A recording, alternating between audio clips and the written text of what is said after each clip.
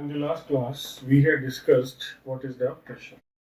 Now we are discussing how to measure the pressure with the help of manometer. So this is called a U-tube manometer because the tube is bent in the form of U, and here we are using the principle of measurement of pressure, that at same level the pressure remains same. As we move downwards, the pressure increases. As we move upwards, the pressure decreases. There are different types of manometers. We have differential U-tube manometers, inverted manometers, and so on. But here, our discussion is restricted only to this type of simple pressure measuring U-tube manometer.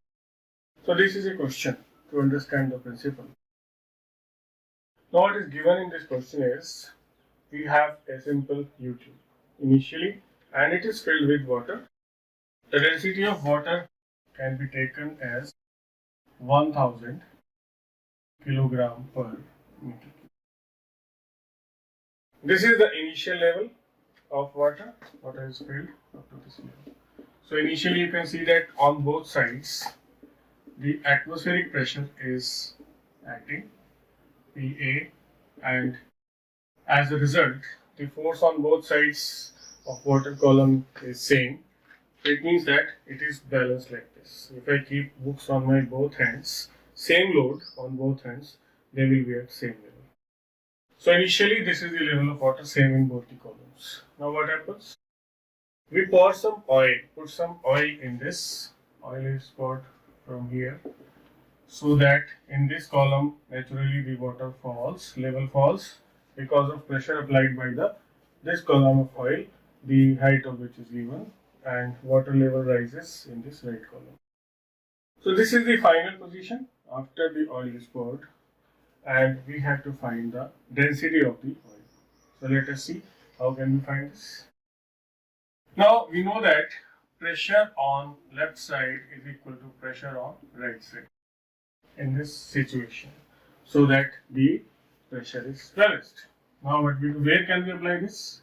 We can apply this for same fluid, that is for water, taking this level as datum, this level of water, and so below this surface, below this level, the pressure on right side is equal to pressure on left side. So on left side, pressure applied here is because of the atmospheric pressure plus pressure applied by this column of oil. Whereas on right side, it is because of atmospheric pressure plus pressure applied by this column of water. So we can write the equation. On left side, it is atmospheric pressure plus pressure of oil, which is rho GH. Density of oil is unknown. We have to find the density of oil. G into H of oil, pressure on right is PA plus density of water, G into height of water column. So PA cancels out on both sides. So I can write density of oil, G into height of oil. Now on this side, height of oil is, this is 12.3 mm, difference between left and right sides, 12.3 plus 135.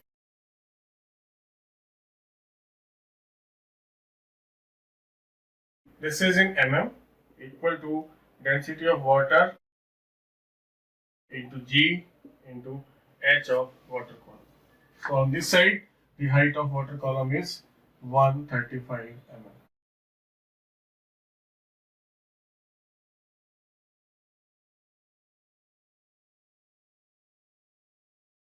So solving this, we get the density of oil is approximately 915 kilogram per meter cube. So this is how we can apply the principle of pressure, that at equal levels the pressure is same in every direction. So you can note down this.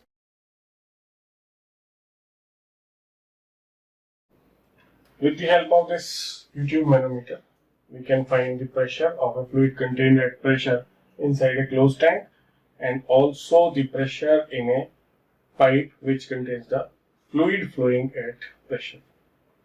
So we can find whether the pressure of the fluid inside this is more than atmospheric or less than atmospheric. So you can see in this figure, the manometer contains mercury, and density of mercury, as we all know, 13,600 kilogram per meter cube.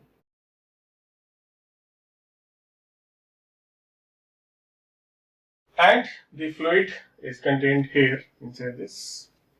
It is given that the level of mercury in the two limbs, in this on the left side, it is 2 centimeter from this datum, and here it is 8 centimeter from the same datum on the right side.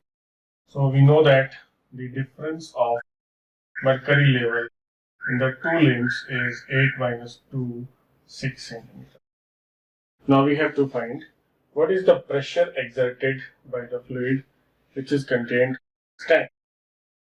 So first of all, you should know that pressure inside this is more than the atmospheric pressure, because if this pressure is more than atmospheric, here atmospheric pressure is acting. And here this is pressure is atmospheric plus some value more than atmospheric. So this pushes the mercury on the left side downwards, and on the right side pressure acting from downwards in upward direction is more as compared to the downward pressure, that is atmospheric, so the mercury rises in this. And we know that at the same level the pressure is same. So for this part, for this length of mercury, pressure at this surface is same, and we can apply the principle of pressure. Pressure on right side is equal to pressure on left side. Suppose here the pressure is P, pressure of the fluid is P. Now this is gauge pressure. I told you in the previous video that gauge pressure is the pressure which is acting above the atmospheric, and atmospheric plus gauge is called absolute. There are two things here. We can find what is the gauge pressure of this fluid inside this and what is the absolute pressure of it. So P is the pressure which is called gauge pressure. So P plus P atmospheric. This is pressure on this side acting here. P plus P atmospheric. Atmosphere is present everywhere, equal to pressure on left side. On left side, pressure due to atmospheric plus pressure due to this 6 centimeter length of the mercury column, rho m g h m. So P atmospheric cancels out.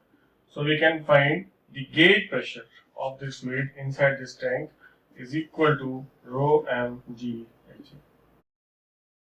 Density of mercury multiplied by the value of G. Let us take it 10 roughly, and height of mercury column is 8 minus 2, 6 centimeter. Convert this into meter, Newton per meter square.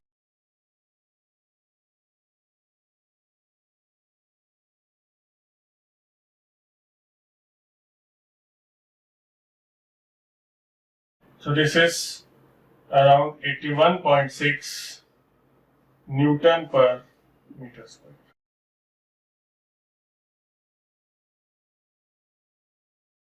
Sorry, 816.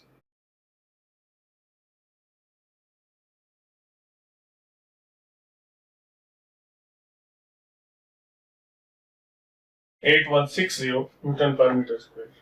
This is the gauge pressure of the fluid inside this. That is, this is the pressure above the atmosphere. And what is the absolute pressure? This is gauge pressure. The absolute pressure is gauge pressure plus atmospheric pressure. 8160 plus 1.0125 into 10 raised to the power 5.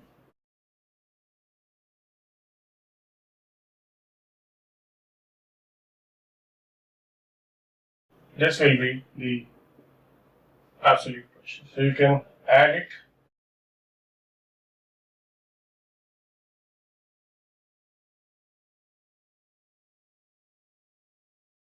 (109,410 Newton per meter square is the value of the absolute pressure of the fluid contained inside.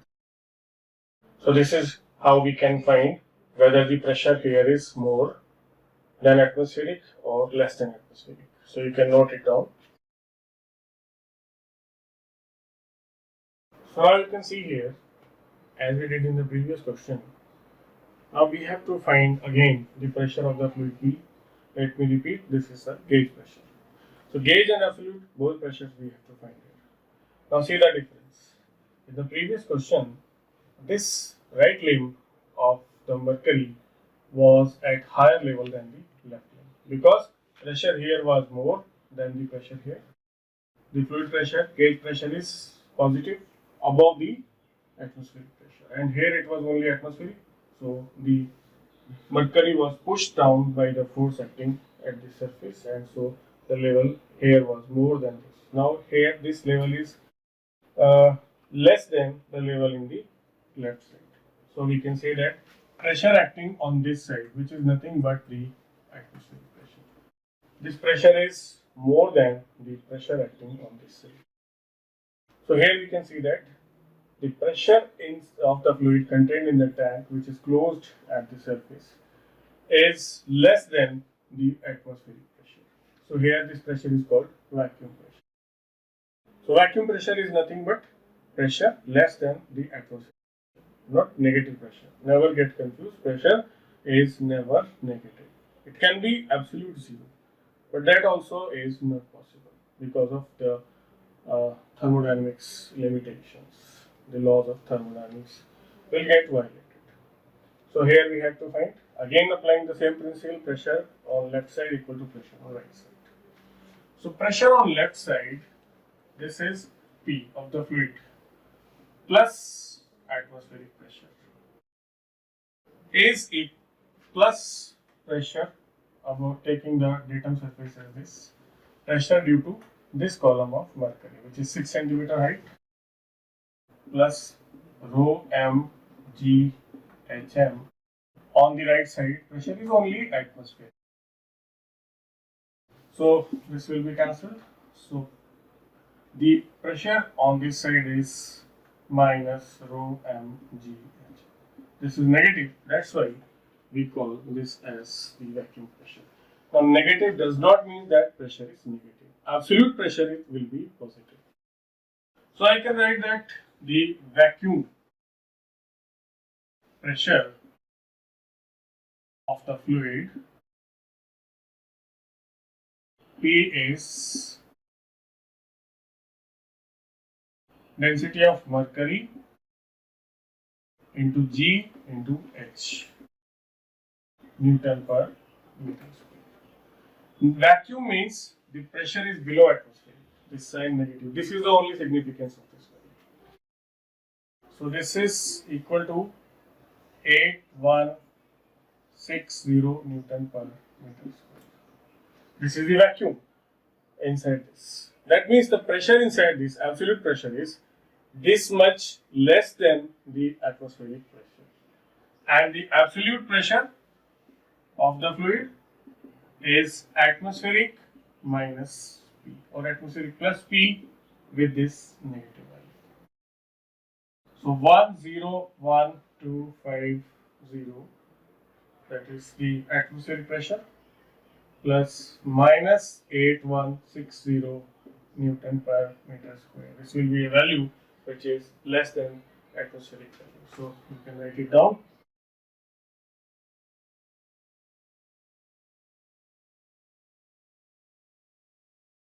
(93090) Newton per meter square or pascals. This is the absolute value of pressure. So it is less than. So this is the meaning of vacuum or negative pressure. So you can note it down. So this is a question, which is the application of Pascal's law. Let me just remind you what was that law. Suppose I have this arrangement, and on this side, left and right side, we have two pistons, one of smaller size, other of larger size, and a fluid is filled here. I put a heavy load here and apply a small load, force here. So this force F, suppose cross section area on this side is small a and on this side it is large A, capital A. So the pressure applied by this force or through this piston on this liquid on this side will be equal to F by A. This is the pressure on right side. And the load suppose here is W, which is to be lifted. So pressure that will be propagated through the oil will be same here. At the same level the pressure is same. So this pressure will be acting here at the left side piston also. So I can write that the pressure, actual pressure is W by A, load divided by the area of cross section must be equal to the oil pressure that is propagated by the oil, this same pressure on the left side, F by A.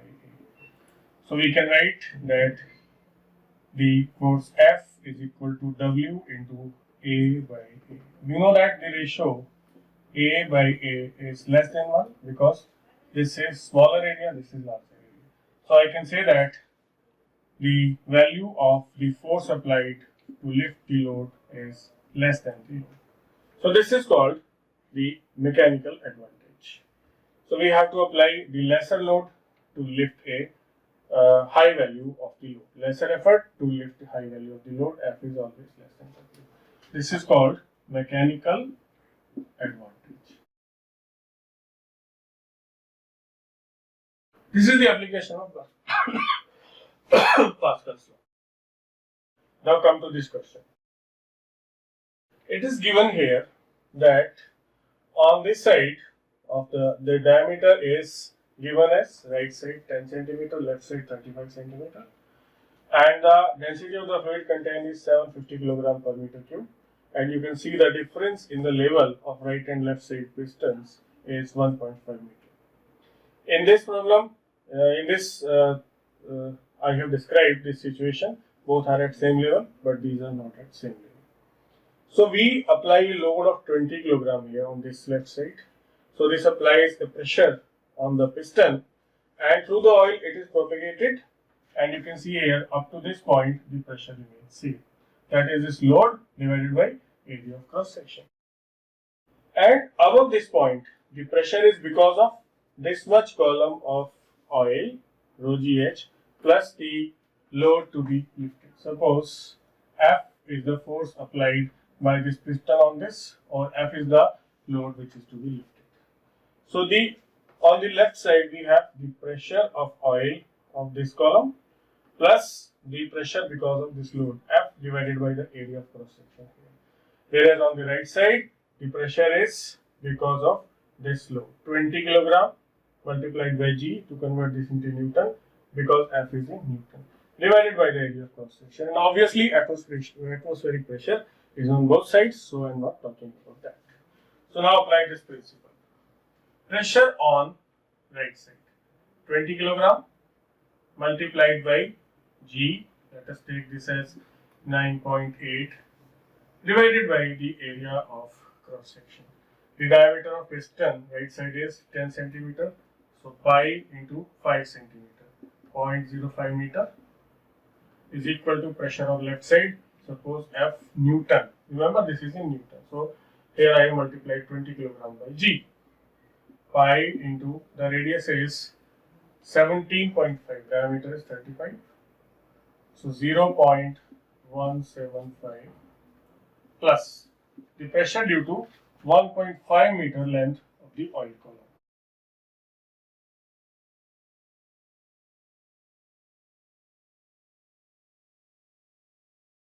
Rho GH 1.5 meter, 9.8, H is 1.5 into density of oil, 750 kilogram per meter cube. So you can solve this, and on solving you will be getting the value of F, which is around 1300 Newton. So this is how we apply the Pascal's principle, which states that at equal level the pressure is equally distributed in every direction. So you can note it down.